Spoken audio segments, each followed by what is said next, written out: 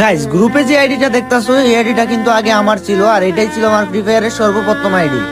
তো গাইস, আমার আইডির কথা অনেক মনে পড়তেছিল, তারপর আমি রিকোয়েস্ট পাঠাই এন্ড ভাই আমার ফ্রেন্ড রিকোয়েস্ট অ্যাকসেপ্ট করে। সাকিব ভাই, আমি কিন্তু জানি এটা আপনার ফার্স্ট আইডি, আর আমি কিন্তু আপনার একজন সাবস্ক্রাইবার, সেই কারণে আমি আপনাকে একটা অফার দিব। তুমি অফার দিবা? কি অফার ভাই? ভাই, আমি আপনার ভিডিও দেখি আপনি তো কালেকশন ভার্সেস এর কিং। তো আজকে যদি আপনি আমাকে কালেকশন ভার্সেস করে হারাইতে পারেন, তাহলে আপনার শখের আইডিটা আমি আপনাকে গিফট করে দিব।